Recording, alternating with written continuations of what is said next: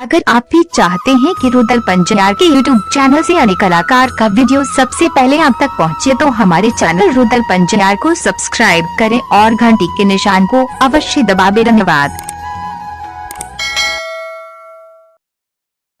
जय हो दानी बाबू की समस्त परिवार की जय हो।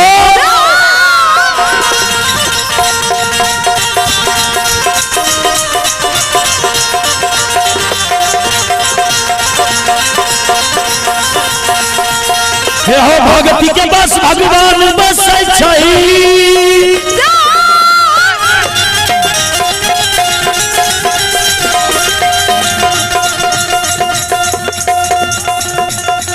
ये हमारे सुभाष कैलाश कुमार की ओर से शानदार 51 रुपए की पुरस्कार है। भगवान श्रद्धालु की मन की मनोकामना पूर्ण करें। बाबा भोले भंडारी भंडार भरे रखें। जय हो दानी दाता की जय हो। जय हो दानी बाबू की समस्त परिवार की जय हो।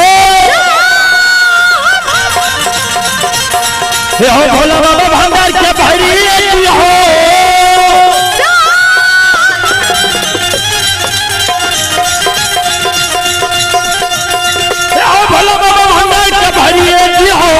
सुन सुन भैया सुन हे योगा भैया बज भैया सुनब यो सुन भैया समाज बाबू सुनब धर्म के बात ध्यान से सुनब बड़ बड़ लीला निर्मोहिया रचैया ऐ दुनिया संसार में रचै।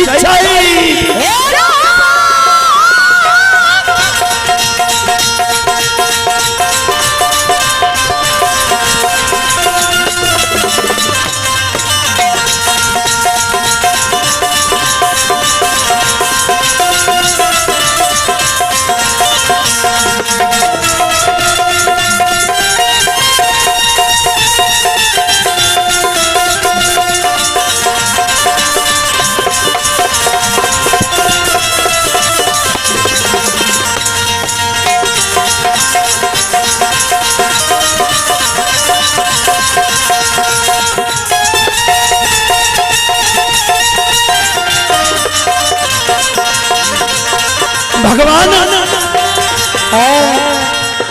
अंदुबा की माय जे अंदुबा की शब्द सुन ले माय के नहीं ना लोर गिर रहलई। हे हो धर्मराज बाबा ठाकुर जी ए निर्मोहिया हे हो चंडाल गुस्सा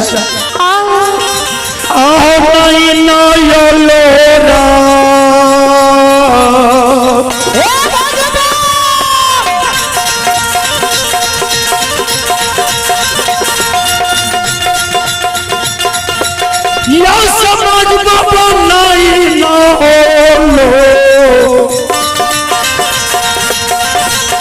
आहो लोरा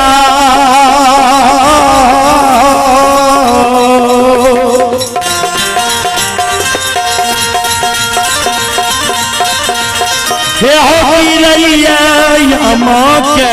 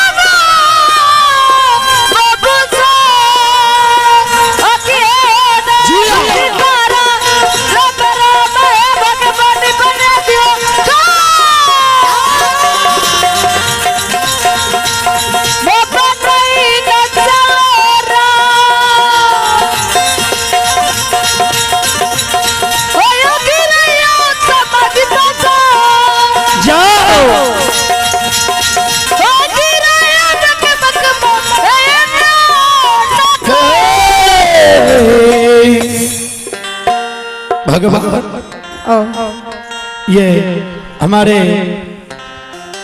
लोक गाथा भगत गायिका संजू भारती अमनी की ओर से भगवान के दरबार में शानदार बड़ी उदार दिल के साथ भगवान के दरबार में शानदार 101 रुपए की पुरस्कार है। भगवान बाबा धर्मराज भारती जी की मंडली में सम्मति दें। मां सरस्वती सदैव कंठ में विराजमान रहे। जय हो दानी दाता की जय हो, जय हो दानी बाबू की समस्त परिवार की जय हो। या नंदू बाबा के मां जार बेजार कौन नहीं है निर्मोहिया हो चंदा।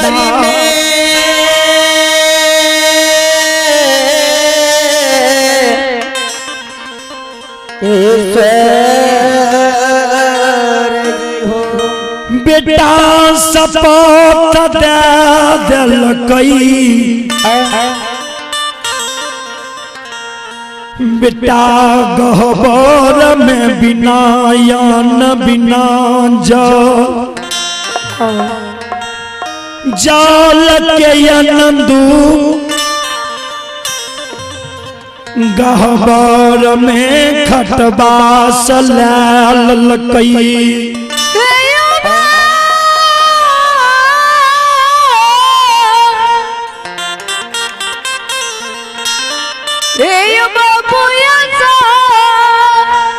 अंडुबा गहबर में जार बिजार कौने है धर्मराज बाबा से कहे हो ठाकुर जी।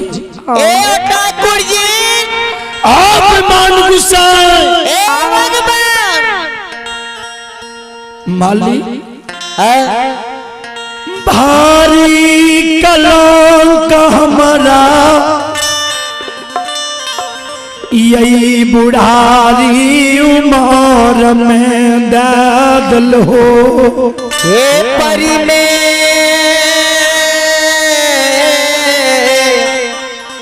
ईश्वर जी हो। अंदुबा गहबर में जार बिजार कहीं नहीं रहल परमात्मा कते जाके मालिक सुत गेल हो। हे धर्मराज बाबा ए ठाकुर जी हाँ जागियो ये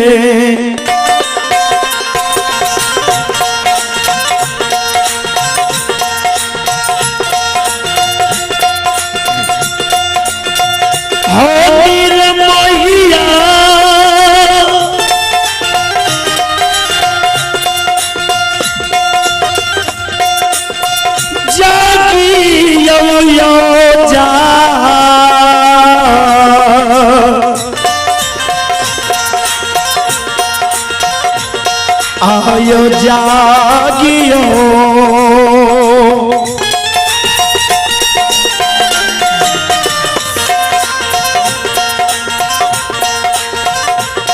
हे हो बता बाबा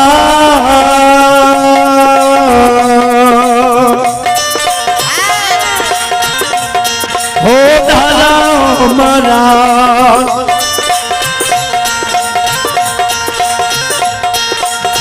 जागियो कुमा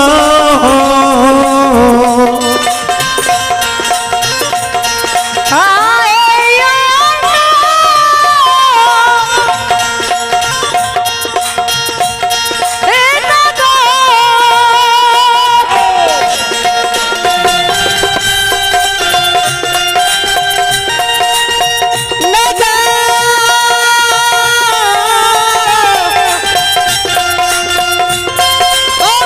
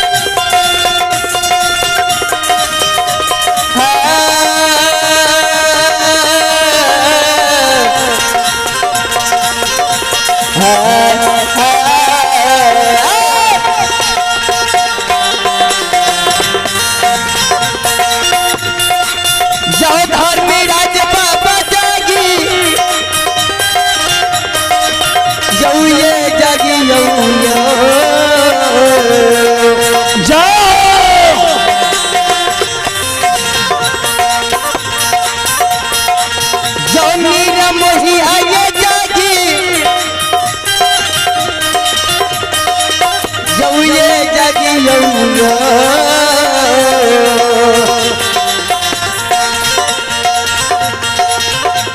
ये डबता मामा धरोमिया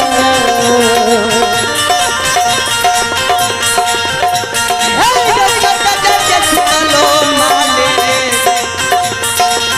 ये होया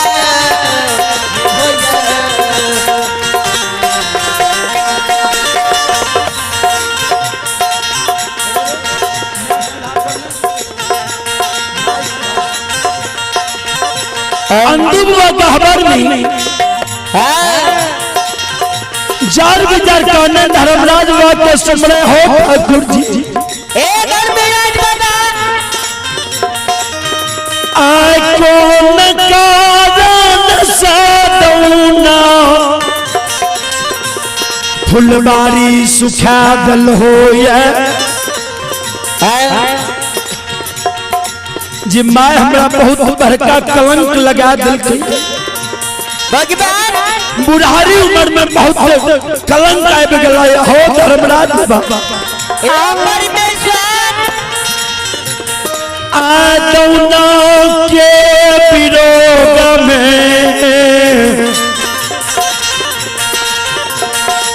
बिना यान जल के कारण प्राण तेज देवा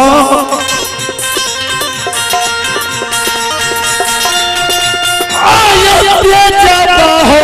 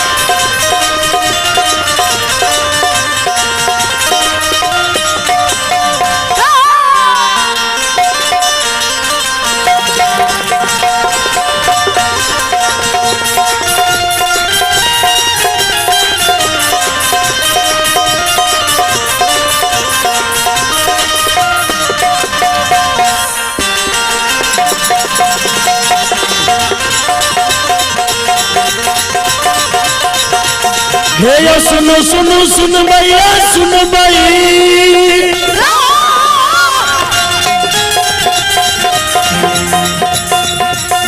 ये आप भगवान के दरबार में श्री ठाकुर जी के दरबार में बबुआ मनखुश कुमार की पूजनीय माता जी हैं।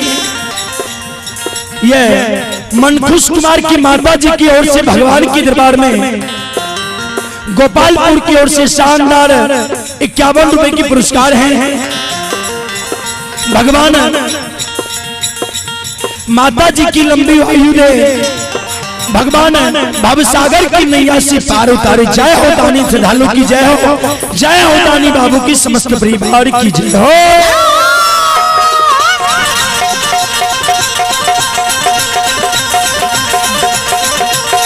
हे सुनो सुनो सुन भैया सुन भैया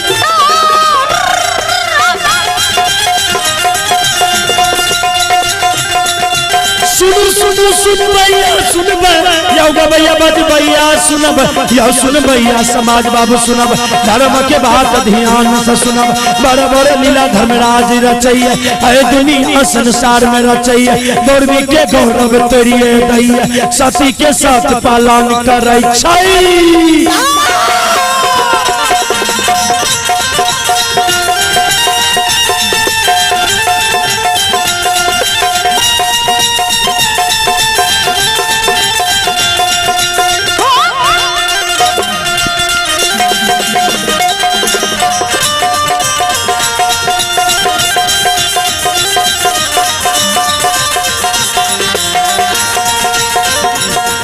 भगवान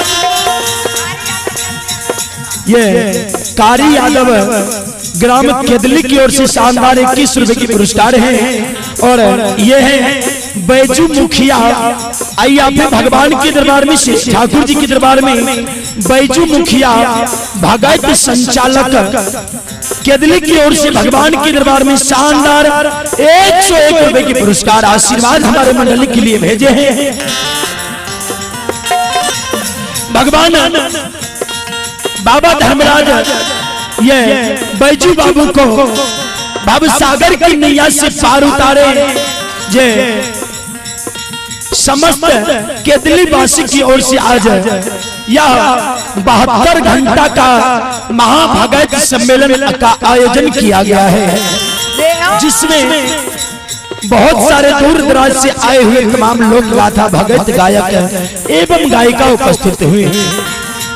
उसी में हम लोगों को भी कुछ सेवा करने का मौका मिला है। भगवान श्रद्धालु की मन की मनोकामना पूर्ण करें। बाबा भोले भंडारी भंडार भरे की जय हो। दानी श्रद्धालु की जय हो। जय हो दानी बाबू की समस्त परिवार की जय हो।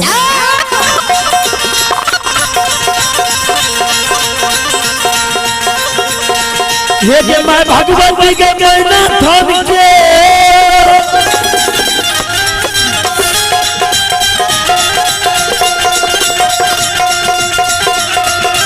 मैं भगवती के कहना थाम के मैं विसार गए दीवारे थान बाबा का रूप महापुरा योग्राम माँ गंगा गए मानसी घाट माँ कत्यानी धमारा के घाट माँ उग्र तारा के महिषी धाम 64 योगी मतस गंगा धाम माँ चंडी का विराट पूरी ग्राम के